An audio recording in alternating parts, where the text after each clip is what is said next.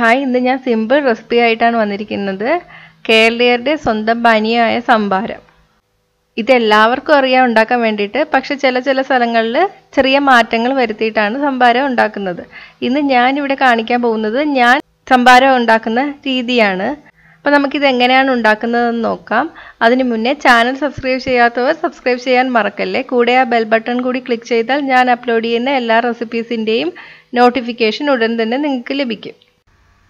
Please subscribe this channel and press on the bell icon for the latest updates. ഇതുണ്ടാക്കാൻ ആവശ്യമുള്ള സാധനങ്ങൾ: തൈര് 1 cup, വെള്ളം 2 cup, ഇഞ്ചി 1 inch piece, പച്ചമുളക് 1 എണ്ണം, കറിവേപ്പില 2 തണ്ട്, ചെറിയ ഉള്ളി 2 എണ്ണം, ഉപ്പ് ആവശ്യത്തിന്. ഇനി നമുക്കിത് എങ്ങനെയാണ് ഉണ്ടാക്കുന്നതെന്ന് നോക്കാം. ഇതുണ്ടാക്കാൻ വേണ്ടിയിട്ട് ഞാൻ 1 കപ്പ് കട്ടി തൈര് എടുത്തിട്ടുണ്ട്. ഇനി 2 ഗ്ലാസ് വെള്ളം ഒഴിച്ചു കൊടുക്കുകയാണ്.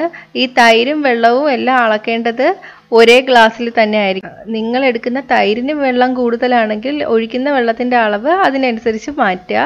2 കപ്പ് എന്നുള്ളത് 1.5 കപ്പ് അങ്ങനെ ആക്കി കുറയ്ക്കുക. ഇനി ഇതിലോട്ട് 1 ഇഞ്ച് കഷ്ണം ഇഞ്ചി നല്ല പോലെ ചതച്ച് ചേർക്കുക. അരിഞ്ഞ് ചേർക്കുന്നതിനേക്കാളും ടേസ്റ്റ് ചതച്ച് ചേർക്കുമ്പോഴാണ്. ചെറുതായിട്ട് അരിഞ്ഞ പച്ചമുളക് ചേർത്ത് കൊടുക്കാം. ഞാനിവിടെ എടുത്തിരിക്കുന്ന പച്ചമുളക് നല്ല എരിവാണ്. നിങ്ങൾ ചേർക്കുമ്പോൾ 2 മുളക് ചേർക്കാം. പിന്നെ എരിവിനനുസരിച്ചിട്ട് 2ഓ 3ഓ മാറ്റവും വരുത്താം. ഇനി ഇതിലോട്ട് 2 തണ്ട് കറിവേപ്പില ചേർത്ത് കൊടുക്കാം. കറിവേപ്പില കൈകൊണ്ടൊന്ന് മുറിച്ചിട്ട് ചേർക്കാം. അപ്പോൾ അതിൻ്റെ ടേസ്റ്റൊക്കെ ഇതിലോട്ട് നന്നായിട്ട് ഇറങ്ങി വരും. ഇനി ആവശ്യത്തിന് ഉപ്പ് ചേർത്ത് കൊടുക്കുക. നന്നായിട്ട് ഇളക്കി യോജിപ്പിക്കുക. ഇനി നമുക്കിതിലോട്ട് ഒരു കാര്യം കൂടി ചേർക്കാനുണ്ട്. ഞാനിവിടെ നല്ല നേർമയായിട്ട് ചെറിയ ഉള്ളി അരിഞ്ഞു വെച്ചിട്ടുണ്ട്. ചെറിയ ഉള്ളി നല്ല നൈസായിട്ട് തന്നെ അരിഞ്ഞെടുക്കും. നേർമയായിട്ട് അരിഞ്ഞിട്ട് നമുക്ക് അത് കഴിക്കാനും ഇഷ്ടമായിരിക്കും. ഇനി നല്ലപോലെ ഇളക്കി കൊടുക്കുക. ഇതിലൊഴിച്ചിരിക്കുന്ന വെള്ളം നല്ല തണുത്ത വെള്ളമാണ് ഒഴിച്ചിരിക്കുന്നത്. അപ്പോൾ ടേസ്റ്റ് കൂടും ഇതിൻ്റെ. പിന്നെ ഒരു 5 മിനിറ്റ് വച്ചതിന് ശേഷം കഴിക്കുക. പണ്ടൊക്കെ ഇത് ഉണ്ടാക്കിയിട്ട് മൺകലത്തിലോ കൂജയിലോ ഒഴിച്ചു വെക്കും.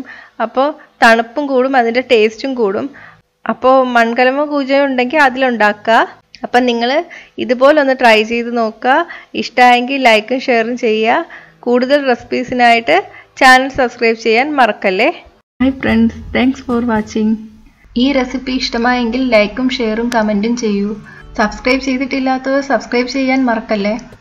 പുതിയ റെസിപ്പീസ് ഉടനെ ലഭിക്കാനായി നോട്ടിഫിക്കേഷൻ ഐക്കൺ ക്ലിക്ക് ചെയ്യൂ.